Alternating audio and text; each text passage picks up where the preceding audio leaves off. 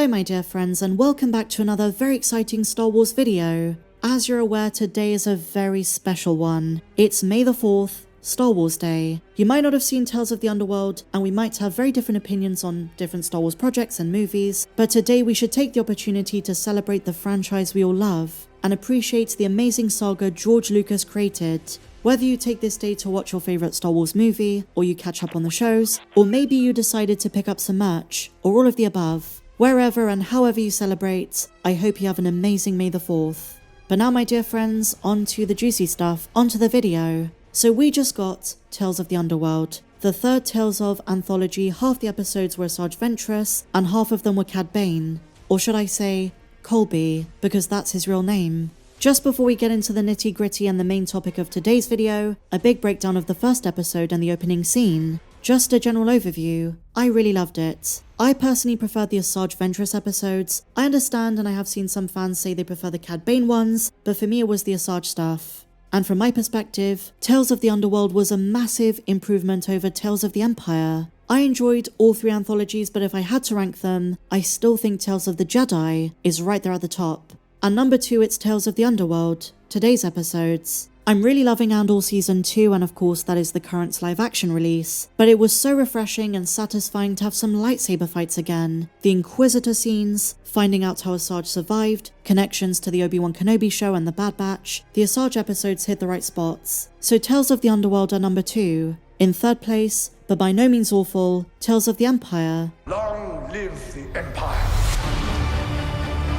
I don't know if this is considered a hot take, but when you title a show Tales of the Empire, you would expect more Tarkin, more Vader, more Palpatine, and don't get me wrong, I enjoyed seeing Morgan Elsbeth and Barriss Offee being fleshed out, but I guess I expected more, and so hopefully we get more seasons. I hope this is just the beginning. I would love to get something like Tales of the Sith, and in light of a lack of Boba Fett, hopefully Tales of the Bounty Hunters. Something from the Asajj arc that put a huge smile on my face was seeing familiar bounty hunters from the Clone Wars. Latz Rassi, who we got a very good look at, and C-21 Heisinger.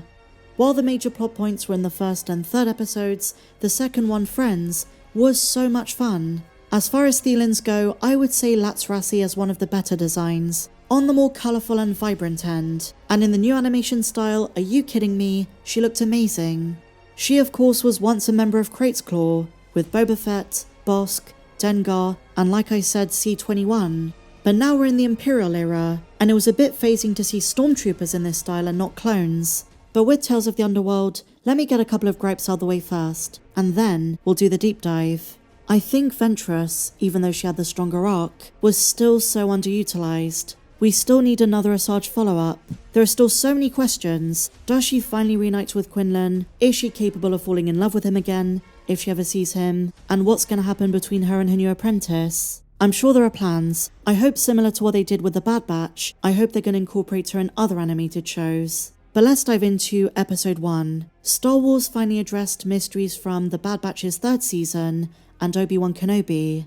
When Asajj Ventress appeared in the Bad Batch, fans were wondering, well, how did she survive? At the end of the 2015 novel Dark Disciple, it was made to seem as though Asajj Ventress was truly dead.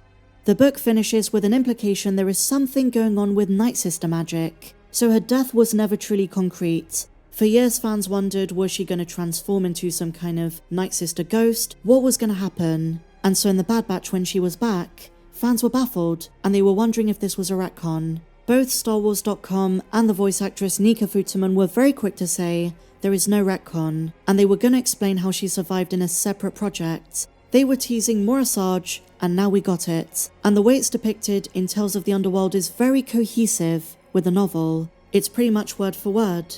So what is going on? I want to explain this for those who haven't read the book.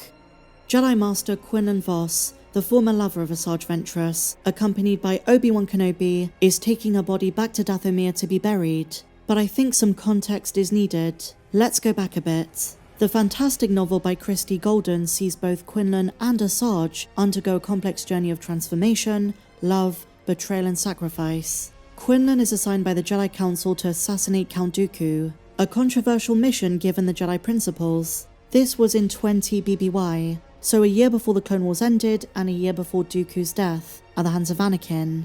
In order to have the best chance, he partners with Dooku's former assassin Asajj Ventress, who now has a personal vendetta against Dooku. During their mission, they fall in love, and Quinlan begins to embrace darker methods and force techniques. Eventually, he's captured by Dooku, and for a time, turns to the dark side. Ventress tries to bring him back, and after much inner reflection, Quinlan sees the light again, but uses this situation as an opportunity, so he remains loyal to Dooku, but he's pretending, while secretly trying to bring him down. And so in a final confrontation, Ventress sacrifices her life to save Quinlan, and her death helps him fully reject the dark side.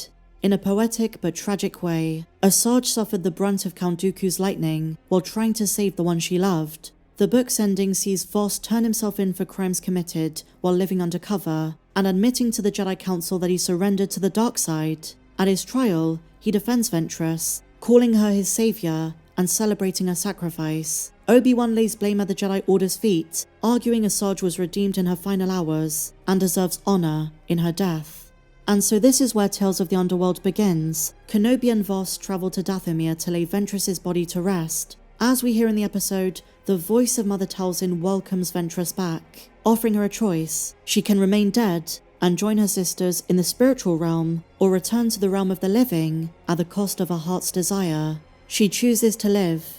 And so now we're up to speed on the opening scene. It was very consistent with the novel, but they should have given us a bit more exposition. For many, especially casual fans, it might be a bit confusing. So when the Empire rose to power, Asajj lay low until she came across a Padawan who survived Order 66. And that's when she finds out that Quinlan founded the Hidden Path, the secret underground network that helped to shelter surviving Jedi and other Force sensitives, protecting them from the Empire. But here's the big twist. Even though Asajj was looking for Quinlan, she changed her mind at the last minute. When presented with the opportunity to join the Path, she rejected. She said no to the opportunity of maybe seeing Quinlan again. The cost of survival was giving up her heart's desire, but I wonder if there are plans by Lucasfilm to have them reunite again. But now she's let go, and she's on a different mission. Her future lies elsewhere, and this moment was her letting go of her past. And to everyone's surprise, the Padawan she came across, Lyco Strata, also decided not to go. He decided to stick with Ventress, and so I'm sure now the two will become master and apprentice. A friendship that is about to blossom. A mismatched duo that found belonging together. But my question is, does Dave Filoni have plans to bring Asajj into live action? She would be much older in something like Ahsoka Season 2, but it could happen. If they ever decide to make a second season of Kenobi, then that would be the best place. But like I said, the Asajj episodes were the best. If you wanted an in-depth of Cad Bane, I'll do that a different time. But this video was mainly focusing on the Quinlan stuff and Asajj Ventress, because that was the biggest reveal. And I'm so glad Star Wars brought him back. He looks amazing in the updated style of animation. It was very Bad Batch-esque.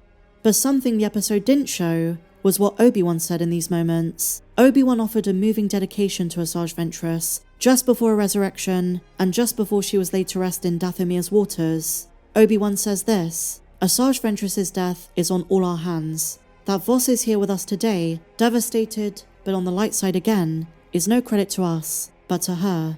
She died a true friend of the Jedi, and I believe that she deserves to be laid to rest with respect and care, with all the gratitude for the life she gave and the life she restored to us. And this bitter lesson that came at so dear a price. She will be missed.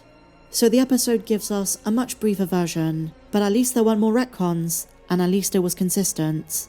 Another major highlight for me from these episodes was the fight against the mysterious Inquisitor, who recognized Asajj, probably heard of her death when he was part of the Jedi Order. Lucasfilm animation really never misses. But I want to know what you guys think. Did you enjoy these episodes? What do you make of Tales of the Underworld? Share your thoughts in the comments down below. If you enjoyed this breakdown, my dear friends, please be sure to give me a big fat thumbs up. Subscribe if you're new. May the Fourth be with you, and I'll see you in the next one. Have a great day, and remember, the Force will be with you always.